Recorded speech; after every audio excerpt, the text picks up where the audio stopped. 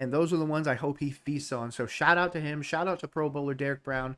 I cannot wait to see you this season, dude. I'm so excited for you to be back. They roll coverage. Another great day. I mean, I think just coming off the practice field, another physical practice. When we put these guys in pads, it's almost like, should we not be going in pads right now? It's just, the guys are ready. They're itching. They're excited. And but we got some great work today. We got to move the ball period at the end, a couple of different situations, just to kind of fine tune some stuff and get ready as we turn around and get ready for game week. Absolutely. And to be honest with you, Dave needs to try and get all that stuff worked out. Obviously, the 53-man and the practice squad is all but solidified, adding guys like DJ Dallas, Hendon Hooker, and more. But obviously, the moving of the ball on the offensive side is going to be Dave Canales' main focus because that's what he does. He's an offensive guru. So the idea that they're already working on this does give me a little bit of, I guess, confidence in the offense. But at the same time, I need to see it week one, just like he said. So let's get caught up on everything. And if you haven't checked out my other Dave Canales press conferences, just know not only do I break down his conferences, but I break down every coach in the NFC South, including Dan Morgan and Brant Tillis, just because I'm a Carolina Panthers fan. So make sure you check out the rest of the videos on my channel. It looked like Damien was out of a red jersey, at least Yeah. when we were out there. How much did he participate today? Yeah, so we had him just full go and individual, so he could body up and really stress himself, see where he's at. But he was still on that pitch count where he didn't take team reps as the practice went on. But he's right on schedule with the progression that we thought. Denny's had a great plan for D-Lou to get back to this point, to start hitting stuff in front of him. So he got some really good contact. He's getting great work, and we expect him to be able to practice full next week. Hell yeah, dude. To be honest, that was one of my concerns. This offensive line is very porous, and we don't have the depth that, in my opinion, we need, especially being a run-first team. I know that I've made a lot of hullabaloo about it, but Robert Hunt dealt with an ankle, Damian Lewis dealt with a shoulder, Chandler Zavala still has a torn patella, and now Ickham is out with that appendicitis. Of course, that's hopefully just this week, this practice week. But I'm at least happy to see Damian Lewis out of the red shirt and being able to practice, hopefully, at 100% by next week. So this way he can actually be prepared for this Jacksonville game. How do you manage that energy, though? Because you're still a week plus out, right? Like, you don't want to burn out, right? How do you sort of balance that? Yeah, we can't hold back any day we go out there. And because every opportunity, the best way to make mistakes and to find out things is full speed. And then we correct from there. And so we just ask the guys to go there every single time we're on the grass. And as a staff, if we feel like we need to take care of them, then we'll take care of them. We'll take pads off. We'll shorten our periods. We want to get the same amount of work, but there's a way you can dose that to be smart with it. But we just don't want them having to second guess what tempo we practice and we play with, so that we get the full muscle memory that we need. And that's exactly what he said in the last press conference. He specifically talked about, or was asked about, the speed at which they're going in practice. And he said, you guys got to trust me. You guys got to put it on me. Go out there and give 100% every time. That's what I need you to give. Don't worry about it. If I see you getting tired, just come over and tell me, flag somebody down. We'll get you cycled in. But that is what Dave Canales is trying to do. He's trying to say, trust us with the tempo. Just go out there and give it your all, and you can absolutely affect things. I like that. But of course, players don't necessarily believe that 100% of the time. I just don't know where it's going to actually translate. Of course, he's probably focusing this on the offensive side of the ball because Evero hasn't really talked to the media a whole lot. But there is something there. Obviously, there's a concern amongst players, the media, something. This is the second time it's come up in 2 days. So maybe there's something to this. I'm not sure. But let's just keep watching and see if he gives us any more clues. How's what you're seeing at left tackle right now without Icky looking right now? Pretty good. Yash was in there today. Brady had some snaps, so they're working. They have the mindset and mentality that we're going to make a decision on who that is by Wednesday as we go into practice, in fairness, for the guy to get those reps. We're not 100% sure who we're going to put out there right now, but they both got really significant snaps today. And so we'll look at the film and we'll make the best decision for the whole group as we get to Wednesday. Interesting choice to say that he's starting Brady and Yash at that left tackle position. If that's the case, then I'm very concerned with this Jacksonville game. But again, I'm hoping guys like Damian Lewis and Robert Hunt are at least close to 100%. So this way they might be able to mitigate some of those issues that might arise from not having Icky in week one. And hopefully only week one. Is part of that weighing that if you have Brady at left tackle, you don't have him as the utility lineman maybe on game day, and you kind of have to figure out multiple spots. That's a factor, right? That's a factor because Josh gives you the flexibility. He can play either side. So can Brady. But at the same time, it's like, we really just have to put our best foot out there for what we feel is best. So. Definitely out. No, he's not. So that's the other thing. We're super hopeful. I'm going to remain hopeful all the way through next week, to try to get him out there, move around, and see what he can do. But we just have to have a contingency plan because he cannot practice today. I would not imagine him practicing on Monday either. So we're going to have to try to get him out there as the week goes on. So again, what is he saying? He said we have to think about those offensive line issues, the same thing that I've been talking about. And so many Panthers fans hate that I'm being down on the team, but that's not the case. I just break down these press conferences on the regular, so I hear what Dave, I hear what Dan Morgan, I hear what this team as a whole is going through. And to be honest, with all my breakdowns, I've seen Dave grow up as the head coach of this team. I even saw him when he was the OC of the Bucs doing that breakdown. He's consistently telling you that the offensive line is a place of concern from him. Not only that, but most of the penalties that we saw in the preseason and most of the penalties that we saw from last year were from linemen. That's a concern. I don't care what you say. You're not a fan if you're not looking at that offensive line. And I'm straight up telling you that right now. The new wide receiver came in today. Yeah. What did you see from him in his first practice? Neil Smith, he was a guy we watched, coming out of A&M. First and foremost, just thought he did a really, really good job of fielding punts, fielding kicks. That's something he's done in his whole career. And, in the little bit we had him, we didn't have him in too many of the team setting. Just in fairness, he just got here, so knowing the plays and all that. But in the individual drills, he looked quick. He's got some power, for being a shorter guy. He's pretty well built. He's done some running back in his past. Really an intriguing prospect, being able to offer multiple things. And that's a big thing that Dave said when he was talking about Bryson Tremaine as well. He said the guys that are able to do multiple places, play the gunner, play wide receiver at times, catch balls, cover for punts, do all that other stuff. That is a really hard task to ask guys, especially guys that are just brought in. So the fact that this guy's already kind of being worked out in there, I absolutely see him possibly making a splash on special teams, especially depending on where the injuries of this team come about. The wide receiver room, of course, I'm not worried, but Dave Canales definitely has a soft spot in him for these wide receivers that can also block. So make sure you watch that as well. I know you only had Hendon out there one day today, but what kind of jumped out just seeing him in person? Smooth thrower, a lot of power in his arm. I can tell he's worked on his footwork and his base and fundamentals since college. He looks like he's really dialed into the technique and all that. And so, but again, same thing, was more just an individual period, but I love what I saw today. He was an older rookie throughout the process. How much do you think sometimes, I know we look at age and you want us to get those guys younger, but in a quarterback position, how much does that kind of maybe help them in a way? Yeah, I think for any position, it's just, it's kind of life perspective really, where you get a guy that's 25-ish years old, he's 27, you've seen a lot of life, you've learned lessons, you've been on your own, kind of keeping your world small so you can keep it organized. And so I've seen that happen in multiple different positions. Quarterback too, yeah, that's important. There's time on task and years that can benefit guys that way. So yeah, he's a grown man. I had a chance to visit with him today and just kind of recap and revisit the last time we sat together was in the the interview process after the draft. After his college season, where he was still rehabbing. But it's the same guy, same depth of character. I really just happen to like him a lot. And so, and plus all the talent, I'm really excited for him to be here. Interesting that he talks about a strong arm and he talks about just, again, glowing about this guy. Footwork. Three straight things that have been a concern for Bryce Young. The strength of his arm, how well he actually makes those decisions, making those adult decisions. I feel like that is kind of where Dave Canales was going with that. And then that footwork, number 3.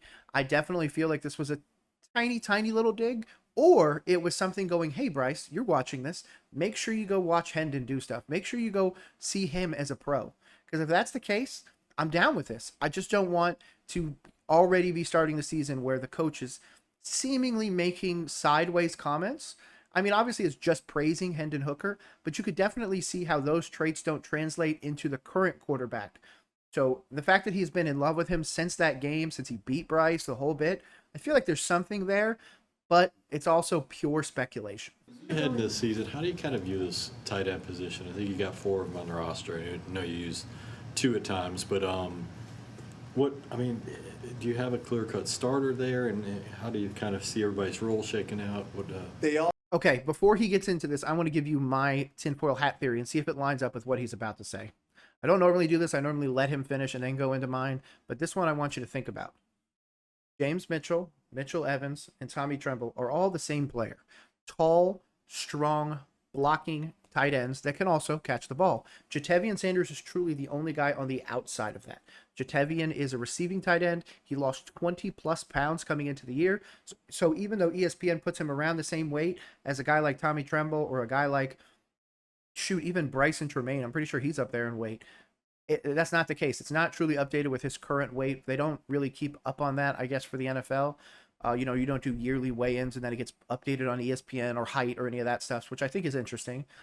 But I definitely think he's going to supplement these tight ends in situations where they are assisting the run game or just assisting in pass protection on a pretty regular basis. And when we do roll out 12 personnel, it'll be because a guy like Jatavian Sanders is going out there and being a receiving threat. Whether or not I think that's the best option for this team is something completely separate. I do believe that the extension of the run game is how we rack up the wins. But at the same time, we still do need a receiving threat at tight end. And if it's Sanders, I guess that's what we're doing. But let's hear what this man has to say about it. All kind of do different things. I think, again, here we are. Who can help on special teams? That's going to make the determining factor on who's the third tight end up. JT will certainly be out there. And then we got to see how we're going to use the rest of the guys with Mitch Evans, with James Mitchell, with Tommy Tremble.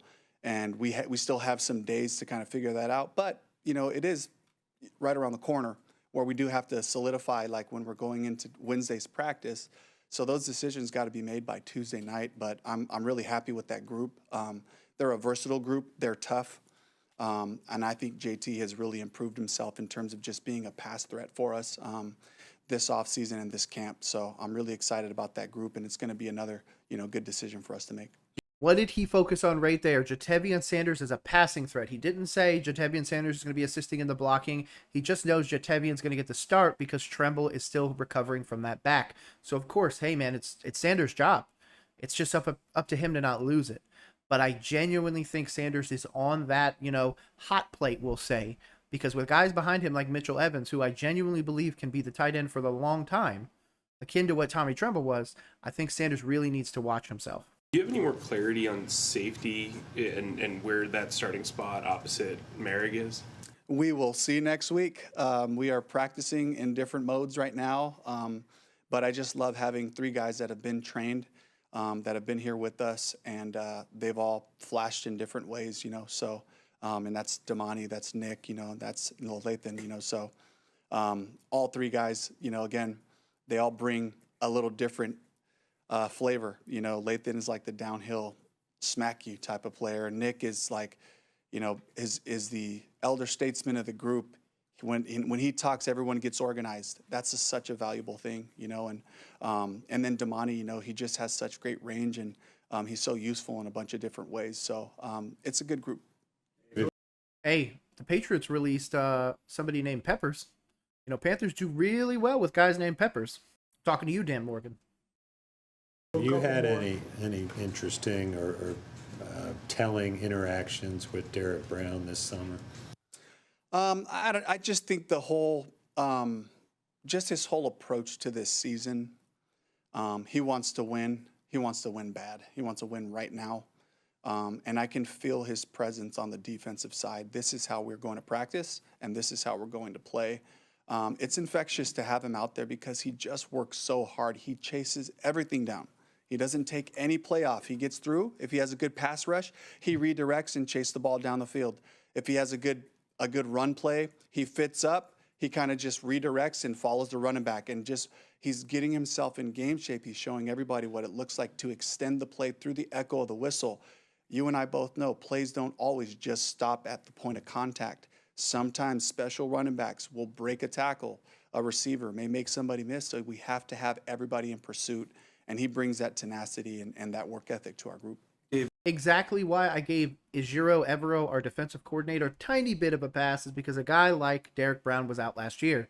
We also add now Turk Wharton. We add Bobby Brown. We have got some guys on that defensive side. So Derek Brown is going to be getting a lot more opportunities. And to be honest, there's going to be situations where he's not doubled. And those are the ones I hope he feasts on. So shout out to him. Shout out to Pro Bowler Derek Brown. I cannot wait to see you this season, dude. I'm so excited for you to be back. Last year, you guys told JT that he had to earn getting that number 0. For some guys, roster numbers or jersey numbers are important to them. Do you have any cool stories maybe about you personally and wearing a jersey number in high school or college, or dealing with a player when you were, I know that's kind of like out of left field, but like any interesting jersey number stories? I guess the fact that I wore 81 for 4 out of my 5 years in college, and my favorite number was 17, and the punter was number 17. He was our starting punter the whole time. We were the same class, and we were having lunch in our last training camps, our 5th year. I took a redshirt year. It was our 5th year. We're having lunch, just hanging out, and I just kind of commented, like I was like, man, I wanted that number, and he was like, you're wearing my high school number. And so we were kind of shocked that we hadn't had this conversation before. We're wearing each other's jersey numbers. So in a way, Kevin Kwan, I'm one of his biggest fans, and he's one of mine. So hopefully he gets to see this at some point. But anyway, that's my funny story for that. Hey, shout out to him. That's a great one. Man, you guys just could have had the conversation. We just need to teach these kids how to communicate. Teach them to talk to each other. End up switching that? We swapped for the season, yeah. So, anyway, that's all I can really think of. And otherwise, guys kind of, I think sometimes what happens with guys, as they make these shifts in their career, I notice it with hair. Sometimes a guy will come back with a different hairstyle. I was like, something's going on here. If the guy wants a different jersey, I might just be trying to turn another leaf, And so, but for JT, it was just him working really hard, doing what we asked, and it was a cool way to reward him last year. 17. It's just a family number. So Jeffrey Waters is my favorite player, Carson High School safety, so I chose 17, and a lot of my kids wear 17, so it's a kind of a family number. And Lizzie did, too, at soccer and when she was younger. So You were doing Last one. that 2023 draft prep, and both Hendon and Bryce were in that draft. Yeah. Did you happen to watch that Alabama-Tennessee game between them, or remember anything that stood out about that tape? Of course I did, Cassidy. Are you going to bring this up? I'm sure Hendon's already brought it up in the locker room, or he may not have out of respect, but that's a touchy subject, that I'm going to just steer clear from right now. So. Hey, shout out to Dave Canales and everything that he puts together. Genuinely one of my favorite coaches to watch, and that's why I break down every single one of his press conferences. Now we're past the 53-man roster. We've added guys to the practice squad. We're starting to see those pieces come together. Of course, we got Panthers to, just a tiny bit, and that Ickham is not most likely going to play week 1, or if he does, he's not going to start practicing until late. Either way, I'm super excited for this season. I hope you are too, and I can't wait to see you in the next Dave Canales breakdown.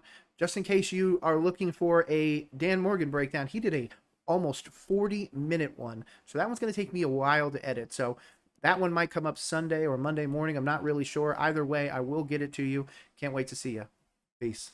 I really appreciate you making it this far. It helps out the channel, and I cannot thank you enough.